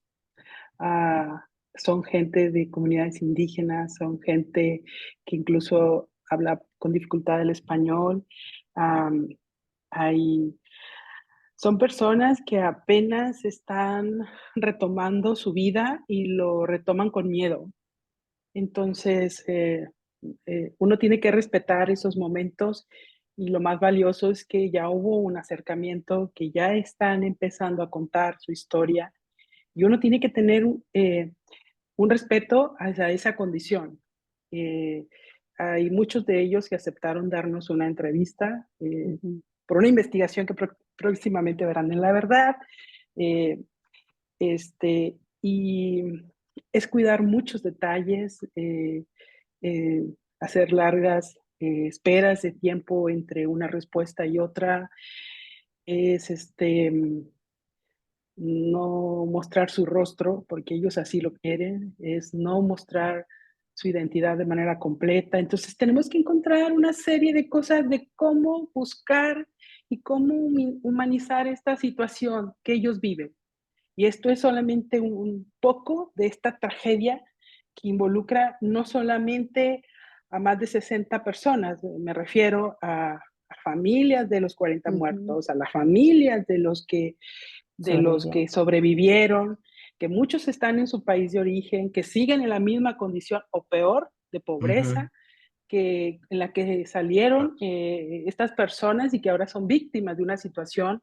Está ir más allá de un proceso judicial, porque esto nos ha desafiado hasta empezar a dar una cobertura judicial en un esquema se supone de publicidad, porque así está el sistema en México, pero hay una serie de opacidad y de falta de transparencia todavía con las que uno tiene que luchar dentro del Poder Judicial Federal, que tienes que conocer cómo desenvolverte, qué implica Claro. esto, cómo interactuar con los abogados, cómo interactuar con un comisionado nacional del Instituto de Migración, que sigue en funciones pese a que está vinculado a este proceso por la muerte de 40 personas. Y no Entonces, pasó nada, estuvo a y no punto ha pasado de nada. perder todas las causas en su Exacto, contra hace una semana, sí. Claro. exacto. Entonces, es Yo una creo que situación también, realmente muy grande.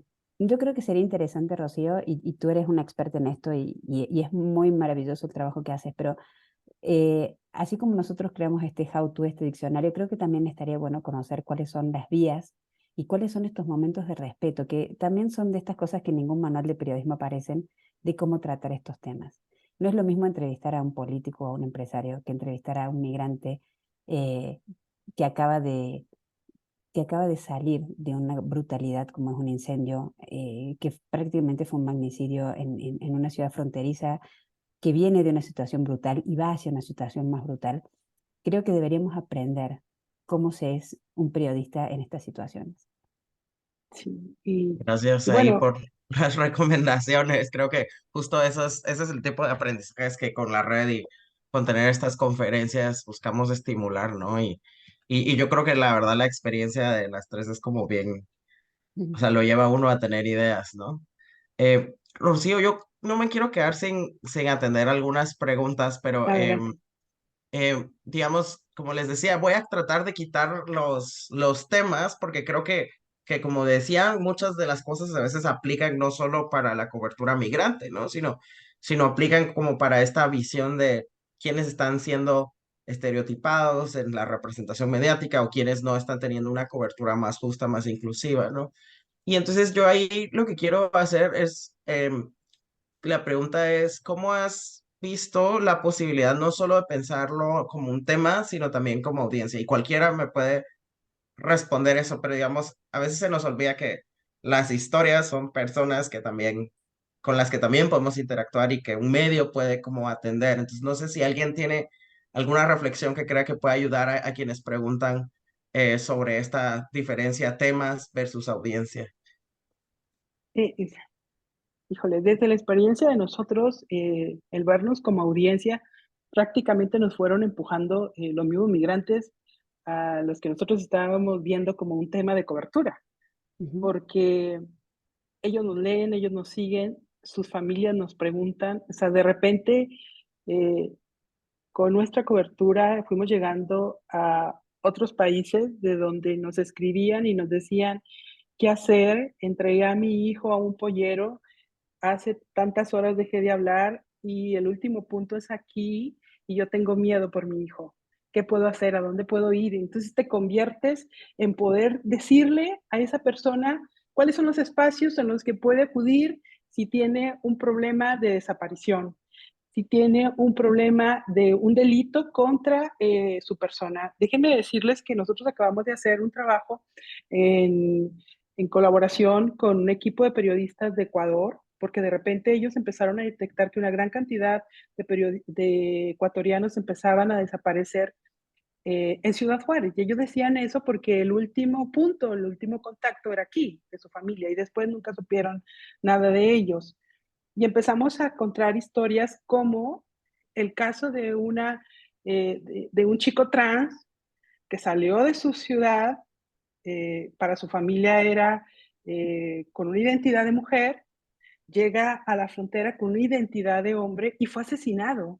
Y él tenía días en el CEMEFO precisamente por varias cosas. La familia no sabía dónde acudir, eh, no sabía cómo enfrentar esta diversidad, no sabía cómo obtener el apoyo de su embajada, no tenía la certeza de si él había desaparecido, había cruzado o dónde estaba.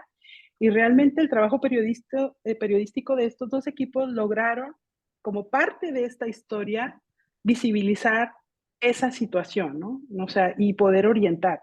Y de repente nos dicen y nos escriben y nos dicen, yo quiero llegar a Ciudad Juárez, voy en tránsito, ¿qué me recomiendas de los albergues? ¿A dónde llegar? Entonces esas son las necesidades de la información que Claro. requieren y nos ven como un espacio confiable. ¿Por qué? Por el trabajo que estamos haciendo, o sea, y por la misma recomendación que van haciendo esas fuentes que confiaron en nosotros. Y ahí la Perfecto. responsabilidad del manejo de los datos, de respetar a la fuente y de verificar lo que estamos compartiendo. Muchas gracias, Rocío. En nuestro Beatriz, yo te... caso, Oh, perdón. perdón. Dale, Bárbara, dale.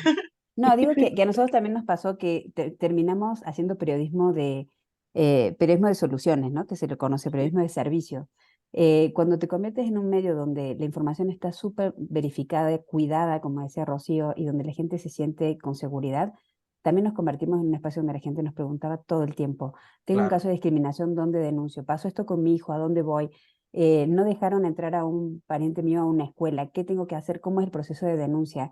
Y nos terminamos convirtiendo en mucho de nuestro tiempo en periodismo de servicios, en darle, como bien dice Rocío, las herramientas de tienen que ir por acá, tienen que hacer la denuncia aquí, si esta persona no contesta, este es un celular seguro el que pueden llamar.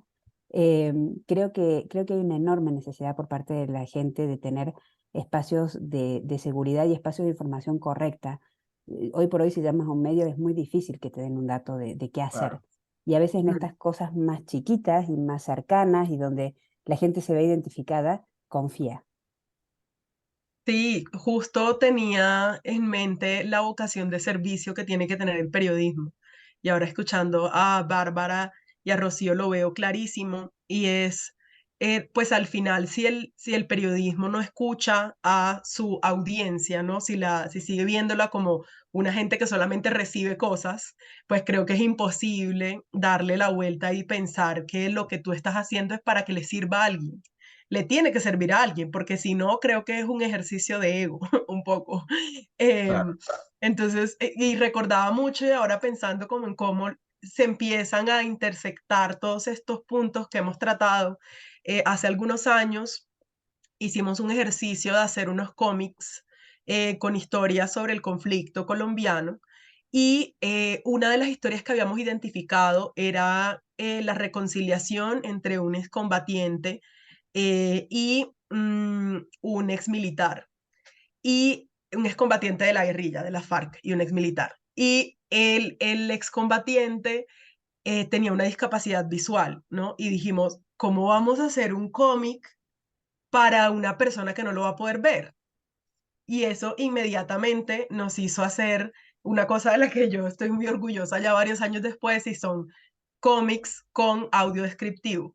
Era audio descriptivo, era un cómic en audio, básicamente. Entonces terminó por pasar de la página del periódico a YouTube, donde estaba, pues lo hicimos con el apoyo de una Súper. fundación que se dedicaba no precisamente a hacer mucho más accesible y a luchar por los derechos de la población con discapacidad. Y así nos dimos cuenta de que todos los que habíamos publicado antes y los que teníamos que publicar después tenían que tener todos audio descriptivo. Y creo que fue Gracias, como gracias. clave. Sí, claro, se los puedo mandar. Y yo creo que es también como ese ejemplo de cómo, o sea, yo veo como lazos de interacción y de como de retroalimentación que estamos teniendo al conocer sus experiencias, ¿no? Digamos, o sea, al final este es un tema de accesibilidad que diríamos, que Bárbara lo vea, ¿no? Pero bien interesante conocer cómo desde tu experiencia lo abordaron. Yo quiero hacerles una pregunta más amplia a las tres y que me respondan así en un tuit. ¿Qué hacer con los prejuicios de los periodistas en sí mismas? ¿Algún tip, alguna idea? Ah, Esta Vas pregunta tú, es de Rocío. José Camino, gracias por la pregunta. bueno, No, de ¿qué hacer? Malesio. Ajá, yo creo que mucho de ello es también desmontarnos estos prejuicios como periodistas, y una de las formas que hemos hecho nosotros y que no sabemos, o sea, no es algo que lleve una planeación, sino la hemos tenido que interactuar, ha sido eh, tener estos encuentros y reuniones como equipo para hablarlo y mencionarlo. Hemos tenido contenciones para poder seguir en esta cobertura. Y déjenme decirle que en la cobertura migratoria hemos tenido 2 sesiones de contención como equipo, donde nos hemos escuchado nuestros miedos, nuestros temores, nuestras angustias, y nos hemos intercambiado, no sé, palabras de aliento para seguir. Y creo yo que si nosotros no tenemos eso de contención, es algo que estuviéramos quebrados. Déjenme decirles que también liderar a un equipo que empieza a quebrarse es muy fuerte. Y la cobertura migrante, pese a la experiencia que tenemos en Ciudad Juárez, de ser una ciudad con muchos hechos violentos que nos ha desafiado a cubrir feminicidios, escenas de crimen por guerra contra el narco, cubrir la tragedia migrante nos quebró. Entonces nos quebró porque eran 40 historias que aún no se han contado todas, pero estaban ahí. Entonces fue muy difícil. Entonces ha habido Claro. personas del equipo que me han dicho, en 15 días no puedo. Ahora, nosotros somos un equipo pequeño, la verdad, tiene 5 años y medio de estar trabajando. Somos un equipo de 6 personas en staff, somos 3 freelance. Entonces, es algo muy complicado, pero aún así, nosotros tenemos un objetivo y es hacer un periodismo cercano a la gente, independientemente del contexto y las circunstancias. Y hemos echado mano de agrupaciones, de redes de periodistas para poder continuar. Claro, claro. Entonces, ese es el Súper. desafío y lo que yo les digo es eso. Aunque me lo pediste en asunto tweet, ya me extendí. Fue un hilo, está bien. Aceptamos Yo hilos creo que también. eso es importante. Bárbara, Eh, ¿vas tú? Sí, en el caso del periodismo con discapacidad, de temas de discapacidad, lo que nos dimos cuenta es que muchas veces la discriminación o los prejuicios tienen que ver con ignorancia. Los prejuicios tienen que ver con no conocer.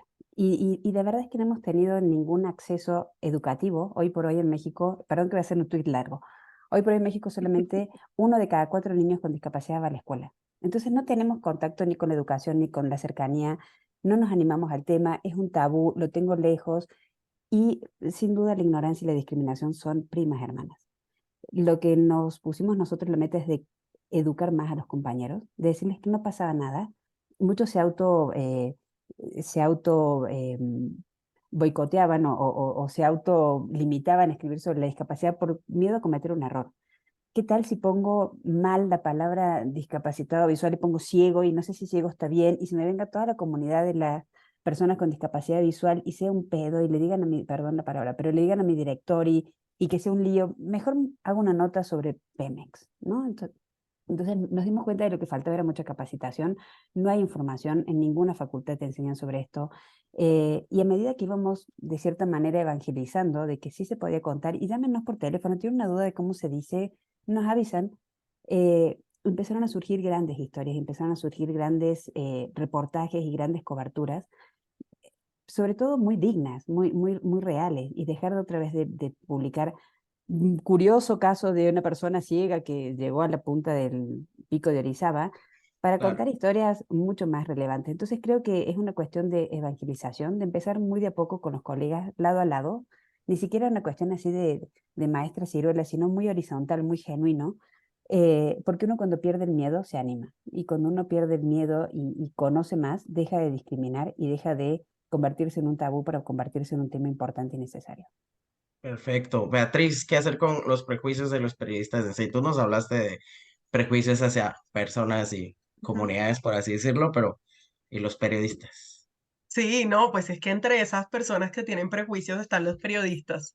Yo creo que en una línea bastante adelante también porque los periodistas nos hemos ocupado sobre todo en los medios que tienen como mucho más la inmediatez y tienen pocas, digamos, oportunidades para sentarse a pensar cómo es la mejor manera en la que yo diga esto y si esto qué implicaciones puede tener, sino que está llevado por el clic o por la publicación rápida en el noticiero o qué sé yo, y bajo unos pues, contextos en los que se les exige una publicación absurda a los periodistas, creo que hemos ayudado a regar esos prejuicios en el cubrimiento que hemos hecho sobre distintos grupos poblacionales. Y yo creo que, insisto también en que es una responsabilidad de cada uno. O sea, si yo veo que el otro tiene un prejuicio, creo que en verdad es necesario decirlo.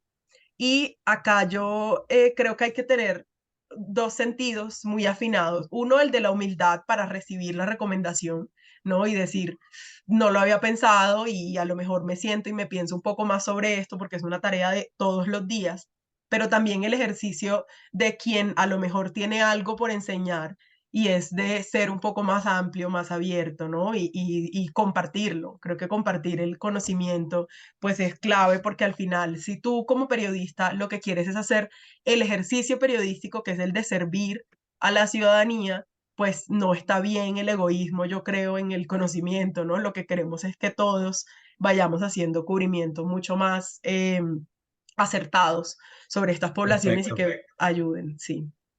Yo quiero agregar ahí la experiencia enseñando, digamos, sobre a prevenir un poco las malas prácticas en cobertura LGBT, más que todo. eh, Pensando en lo que decía Bárbara sobre la ignorancia, sé que hay mucha gente que dice, no, no quiero entrar a este tema porque voy a decir algo mal, ¿no? Entonces, uno, animar a la gente, "Hey, es más trabajo, sí, probablemente, pero digamos, al final es llegar a la mejor información y eso debería ser nuestra aspiración, ¿verdad? No, no irnos por la fácil. Pero yo también invito mucho a la gente a hacer como, digamos, o sea, sí, todos hablamos de reflexionar, pero a veces no sabemos qué es reflexionar. Y el primer paso para mí también es hacer como va un poco entre el juego de roles, pero en realidad ver la vida como un espectro y vernos a nosotros en la integralidad. Por ejemplo, cuando hablamos de diversidad sexual, a la gente, digamos, a veces hay que recordarle a la gente que tal vez digamos que es heterosexual, esa también es una orientación, digamos. Solo digamos, tú estás en la orientación que por decirte, si lo vemos culturalmente, no sé si es la opresora o digamos, o es la hegemonía o digamos, pero digamos, tenés que entender que tal vez, digamos, sos la orientación sexual con más acceso, con más aceptación, etcétera, etcétera. Pero tú también tenés una orientación sexual. Y eso es bien interesante porque no, o sea, digamos, por ejemplo, cuando yo hablo sobre género, lo hago con la consideración de que soy un hombre y que, digamos, en ese espectro tengo el privilegio, ¿no? Y digamos, creo que ese lazo de entendernos, ¿no? Digamos, también creo que muchos hemos tenido experiencias cercanas o experiencias momentáneas. Por ejemplo, digamos, a mí las lesiones me han enseñado que no hay accesibilidad. Entonces, no puede ser, o sea, yo tuve discapacidad temporal, por así decirlo, pero al final todos usamos lentes. Los que usamos lentes sabemos que es necesitar de un aparato para hacer muchas de las cosas que tenemos que hacer, ¿no? Entonces, digamos, eh, a veces creo que el tejer, hacer esos juegos de rol para ver en dónde hay un punto de empatía, en donde yo estoy en el punto del espectro de este tema, me ayuda mucho, o sea, nos ayuda mucho a dinamizar y a como a prevenir el prejuicio, ¿no? Porque el prejuicio también viene como de esa construcción de la otredad y de una diferencia que va, ¿no? Categórica y no como espectro o también digamos de accesos, no accesos, privilegios, no o incluso dominaciones, opresiones, ¿no? Entonces, yo quería dejar ese tip.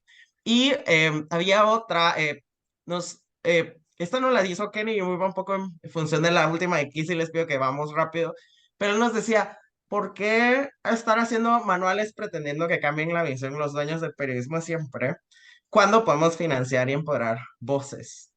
Em, y él lo decía en el ejemplo afro que vimos con Ana Lucía, gracias Kenny por esa pregunta, pero yo no sé si ustedes tienen algún tip o algún comentario acerca de este dilema de qué tanto corregir y qué tanto trazar futuros. Y yo creo que ese es como el gran dilema que tenemos en la red de diversidad para el periodismo, ¿verdad? Que creo que hay una labor como de estar conteniendo lo existente y los problemas de nuestro querido y odiado periodismo, Ujú. pero también soñar que hay periodismos posibles, futuros, nuevos y diferentes. Yo voy a decir una frase de un amigo mío que le encanta comer. ¿Por qué decimos o y no decimos y? Comer entrada o postre. Él dice, ¿por qué no ponemos y, entrada y postre? Yo creo que esto es un camino de dos vías. Creo que hay que evangelizar con los colegas, hay que evangelizar desde nuestra pluma y de nuestro espacio, desde nuestra capacidad de difusión y también hacia arriba. Los cambios, si no son abrazados por las directivas de los medios, son muy difíciles de aplicar abajo. Porque como bien decía Beatriz, tenemos unas exigencias de cobertura, de volumen, de SEO, de clics, de visitas, que a lo mejor los temas que nosotros planteamos no traen todas esas características SEO, clic, y nos convierten en un periodista interesante para el medio. Entonces yo creo que hay que hay que hacer las dos cosas, hay que trabajar desde donde cada uno está y también hay que impulsar desde arriba, porque si los cambios no ocurren a nivel jerárquico en los medios, es muy difícil que permeen hacia abajo. Son temas que tienen que estar en la mesa de redacción todo el tiempo, por una cuestión estadística, pero también por una cuestión de derechos. Y todos los días en la mesa, en la mesa donde se deciden los grandes temas del medio, tiene que estar puesta la palomita de migración, agenda afro, agenda de la diversidad sexual, agenda de discapacidad, porque forman parte de la diversidad, porque es importante, es como la sección de política, como la sección de economía, como la sección de entretenimiento, tiene que haber esa cobertura y tiene que haber, yo creo mucho en esta parte, embajadores internos, tiene que haber gente que abrace internamente como Rocío, como Beatriz, los temas dentro de las redacciones y sean el mosquito dentro de la habitación, o sea, uy, ahí llegó Rocío, y está bien que esté Rocío, y está bien que Rocío no deje el tema, porque Rocío va a dejar una marca y va a poner algo tan importante en la verdad como es no soltar estos temas nunca. Y no es una cuestión de código postal de Ciudad Juárez, es una cuestión de derecho. Gracias. Yo puedo abordar que afortunadamente estoy en esos dos escenarios, ¿no? Estoy impulsando un periodismo que cubre estos temas, pero también estoy impulsando una capacitación hacia periodistas para saber cómo lo hagan. Y no me refiero a que yo esté compartiendo esto, sino formo parte de una red de periodistas que afortunadamente nos permite tener a colegas enseñando a colegas y compartiendo eso, ¿no? Hemos traído a colegas desde Colombia, desde Estados Unidos, desde otros puntos de México para compartirnos sobre este tipo de comparturas, ¿no? A través de la red, a través de esto, y bueno, a través de la red de periodistas de a pie, que nosotros como medios somos aliados, integrados de una red de ellos también. Y como estos espacios que ahora tenemos, ¿no? O sea, tener este espacio por la Red para la Diversidad del Periodismo Latinoamericano, pues es bien importante. Estamos construyendo precisamente esto. Gracias, Rocío. Yo comparto la visión de mis compañeras y agregaría solo una cosa, y es si miramos hacia arriba, yo creo que también es necesario mirar, no sé si hacia abajo o hacia atrás, pero las facultades de comunicación creo que también tienen una deuda muy grande también por impulsar la diversidad y el cubrimiento y aplicar estos manuales, ¿no? El manual existe, ¿porque no lo estamos aplicando en la facultad de comunicación? Hay algunas que sí lo estarán haciendo y lo celebro, pero creo que en la enseñanza muy poco nos hablaron sobre cómo debíamos también abordar este tipo de temas y sobre los cubrimientos particulares de la población. Y por el contrario, al menos en mi caso, fue por periodismo político, periodismo judicial, periodismo económico. ¿Quiénes son las personas que están detrás de este periodismo y al frente de una cuando está abordando un tema que puede ser político o económico o lo que sea? ¿No? Entonces creo que es una responsabilidad también tanto de los medios y de los dueños de medios de incorporar población también que haga parte de estos grupos, de los embajadores, como dice Bárbara, que puedan estar en las redacciones, pero también desde las facultades que puedan formar periodistas que se hagan preguntas alrededor de estos temas. Y sé que en la audiencia de seguro hay periodistas o personas que tal vez no sintieron que su tema en específico o al que más le apuestan se abordó directamente, pero eso es lo que pasa al hacer esta conversación transversal. Digamos, yo aprendí mucho de ejemplos que no necesariamente son sobre diversidad sexual, y que es tal vez el tema que yo más sé y manejo, y espero que eso también sirva para ustedes y sobre todo esta última parte de pensarse en el rol de qué tanta embajaduría tienes que hacer para que esto empiece a sonar y también a invitarles a seguirse integrando en las actividades de la red, que eso es lo que busca hacer. Muchas gracias, Bárbara, Rocío y Beatriz, por este fantástico panel. Me quedé con muchas notas, ideas y ahí gracias a quienes lo estuvieron tuiteando. Síganlas y dejo el tiempo con Mariana para el siguiente panel. Muchas gracias, Daniel. Muchísimas gracias a Bárbara, Rocío, Beatriz. De verdad estamos muy, muy conmovidas, muy emocionadas en la red que nos hayan acompañado el día de hoy. Gracias, Daniel, por esta super moderación. Yo personalmente les admiro mucho, respeto mucho su trabajo. He tenido la fortuna pues de trabajar en algunas ocasiones con Rocío, también desde la trinchera de la frontera y también como Daniel lo dijo tan atinadamente, con este espacio y en esta actividad en particular queríamos justamente buscar la transversalidad de los temas, porque como también Edilma lo dijo al inicio de la sesión, pues los temas tocan a todos nuestros diferentes grupos, ¿no? Y bueno, muchísimas gracias por aportar el día de hoy. Vamos a tener un segundo panel en punto de la hora. Pueden volver a entrar a la sesión con el mismo link que les llegó vía Zoom.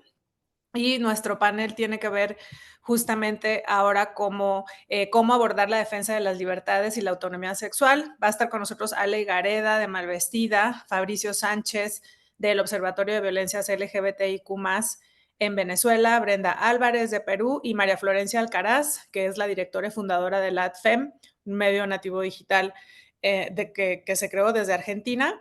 Y bueno, Edilma, Dani, gracias. No sé si quieran agregar algo más. Edilma, muchas gracias por acompañarnos el día de hoy.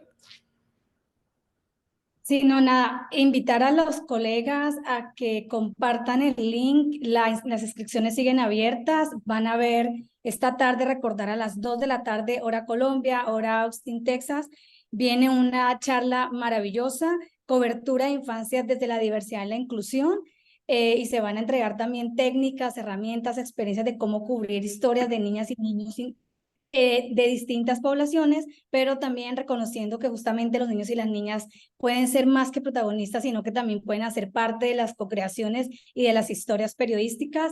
Mañana todo el día también vamos a estar en conferencias. Animalas que compartan en link, en las cuentas de Agenda Propia de la red de diversidad, en las cuentas de la red de diversidad y en las cuentas de Agenda Propia en redes sociales, estaremos compartiendo todo el día el link, los perfiles de las personas que van a participar, para que también inviten a más colegas que todavía no se han enterado. Muchas gracias, Dilma. ¿Un último comentario, Dani? No, de que agradecer el espacio y las reflexiones e invitar a la gente a quedarse con esas invitaciones de Bárbara, Beatriz y Rocío de embajar, pensar en la educación, ir también trabajando nosotros mismos nuestros prejuicios y sobre todo contener a nuestro alrededor esos periodismos que puedan realizarse. Muchísimas gracias. Bueno, nos despedimos. Perdón, como Edilma ya les comentó, en punto de la hora iniciamos con el segundo panel. El mismo link que ustedes con el que entraron esta mañana van a poder tener acceso el día de hoy y mañana, y les pedimos muchísimo que nos apoyen, por favor, en la promoción. El registro está abierto para que puedan, valga la redundancia, registrarse y obtener el link y estar ahí al pendiente de las conferencias. Muchas gracias, nos vemos en un rato. Gracias.